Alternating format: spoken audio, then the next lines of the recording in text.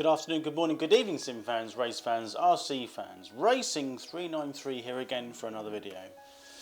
Another radio controlled car today. We're going to go through a few opinions, a few details, a little bit of a running video, show you what it's like, and then there'll be a link in the description below where you can bid on this vehicle. So, what have we got today? Well, it's a little bit misleading on the first picture.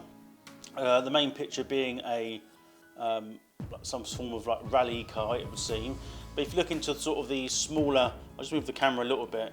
If you just look in the bottom there, the bottom left-hand corner, we've got kit product number A979, A or B, and we've got B, which is the little blue 1/18 scale four-wheel drive truck.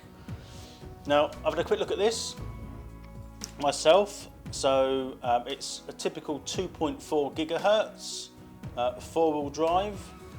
It's got diffs all round, independent suspension, shock absorbers all round. It isn't oil-filled shock absorbers, just spring and friction damping. I'm not sure whether you could put oil in them. I haven't sort of stripped them down. Powered by a very powerful 390 brushless motor and LiPo battery.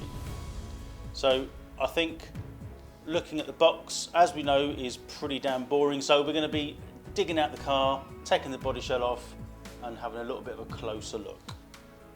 So there we have it. The truck with the blue body shell on, and I've taken the body clips off so we can lift the body shell off very quickly.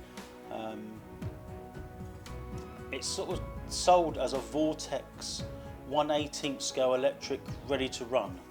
Now the interesting thing is, I'll show you in a second, but the instructions are in such a way that you would need to build this kit. Most peculiar in my opinion.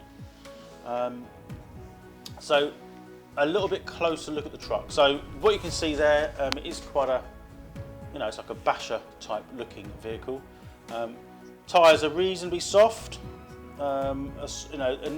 considering what you need them for.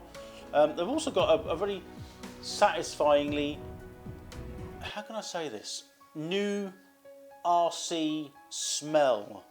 You'll know what I mean if you've been into RC for many years and you open the box. It's not a fetish, I can promise you that, but you take a little whiff of the tyres and it just brings back childhood memories of when I used to get kits. I say more often. I can remember, I say a child, I was probably well into my teens and early 20s to be honest. But I can remember opening the box and having that new kit smell. These tyres do smell like that, so yes. So I'm going to lift the old body shell off, just clips on. Typical, just Lexan by the looks of it. But it serves a purpose. And here's the truck, so I'm going to try camera.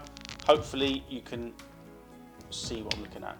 So it's looking at it first, nicely laid out, typical RC sort of layout from most cars. The interesting thing is that I find it's very closer to its 1/10 scale counterpart.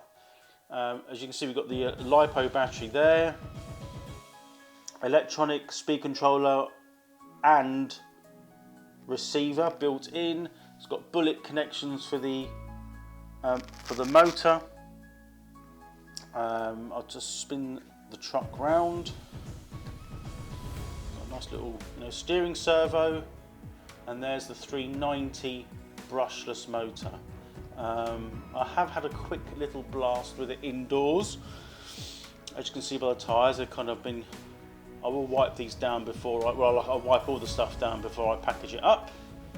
But yes, this is certainly, well, to be honest with you, looking at it says on there the age, if I zoom in,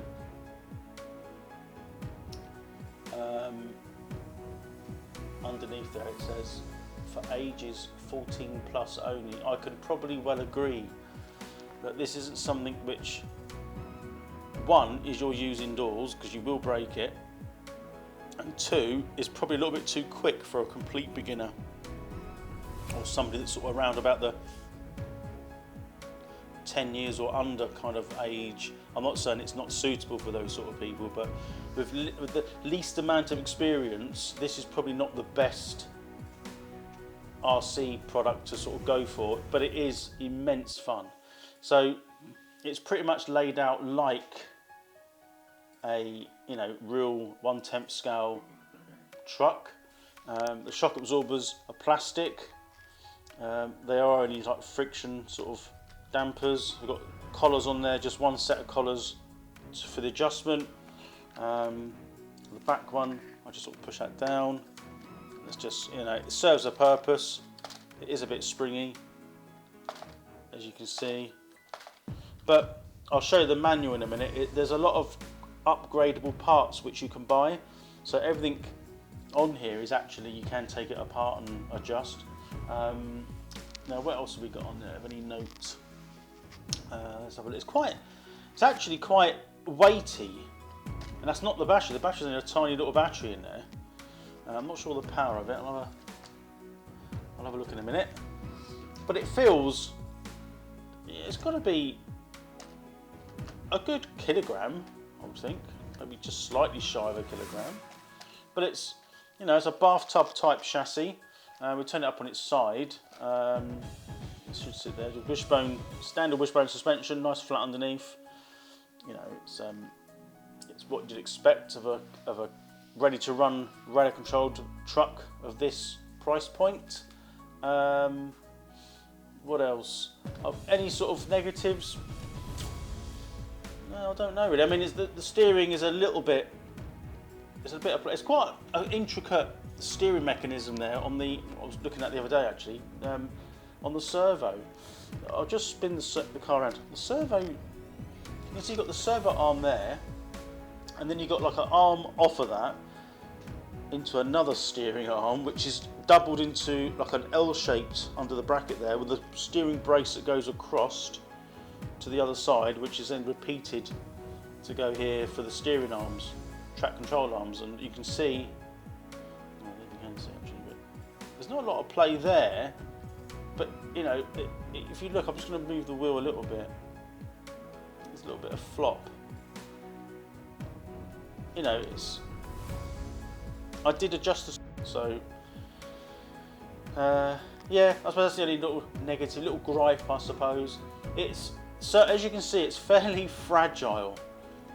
It's built for a purpose. So I wouldn't go jumping it off of huge, great jumps, but things can be purchased. So I would probably recommend you sort of stock up on some spare parts, like the steering arms, the braces. They're non-adjustable, but the braces that go across the top of the hub. The drive shafts in there and the front and rear are metal, but the centre drive shaft that runs down for the four-wheel drive system is plastic.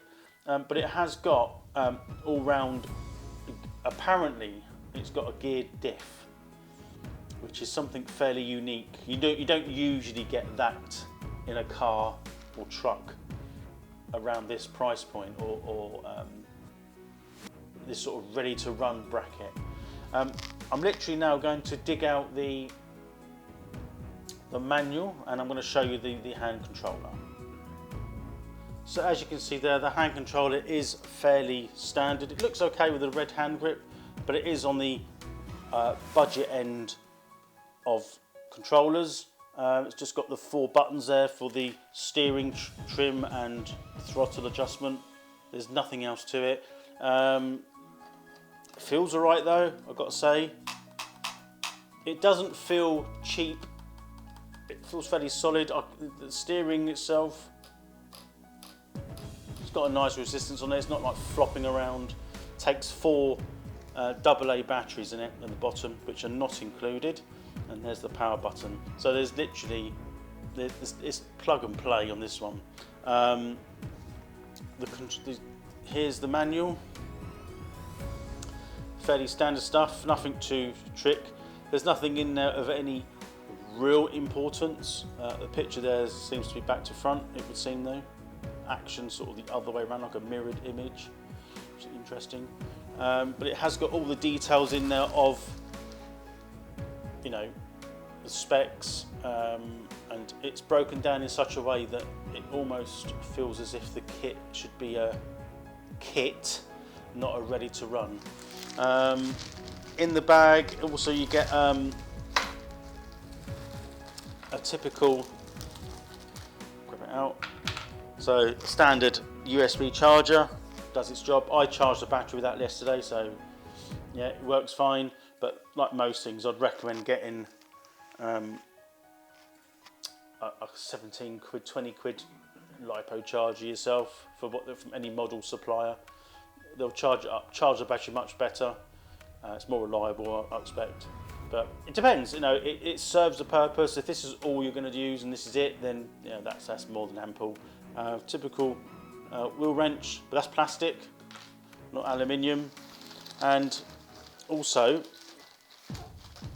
I bought these separately, but didn't realise that they were already in the kit, so they're spares. Got some new drive shafts, kind of chrome. These are more of a darkened steel, so they might be a bit harder steel. Looking, they're very easy to change, to be honest with you, so they'll come with the kit as well. What else? What else? That's about it, really. I think now we'll give it some run time.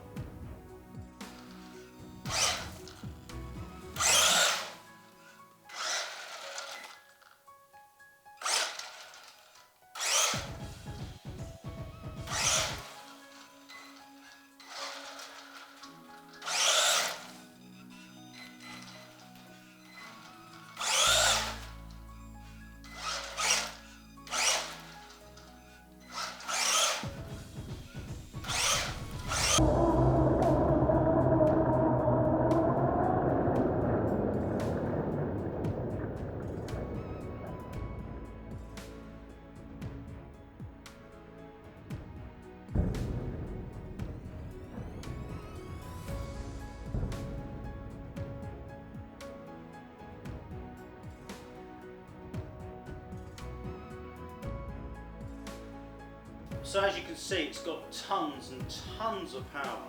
I'm literally only giving it a small blast on the throttle. It's reported maximum speed. I haven't tried it. I'm not going to try it outside. At 50 kilometers an hour, which is, so 50 kilometers an hour is probably about just over 30 miles an hour. It's far, far too quick to use indoors. So I'll do a couple more spins with it, but that's all I'm going to do. And I can't talk because it goes too quick.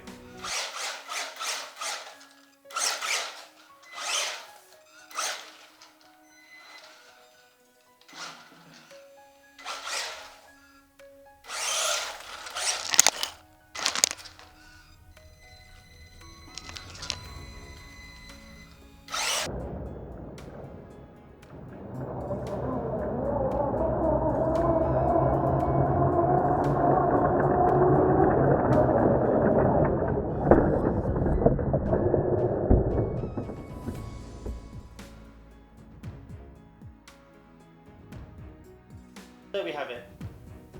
That's a 1/18 scale electric buggy truck. It's certainly for indoors too quick. And outdoors, which I won't try, but I'll leave that up to whoever wants to buy this. You can have some great fun outdoors with this, especially on some loose surface. I wouldn't say it's particularly watertight, but certainly in the summer with dusty gravel type of area, like a clay, like a tennis court sort of gravelly area, something like that, or it'll go very, very well around a playground. It's got tons of grip, so it will easily flip over, as you saw earlier on. Certainly not for beginners. So anyway, I hope you enjoyed it. There will be a link below, and I'll see you on my next venture. Thanks for watching, and bye for now.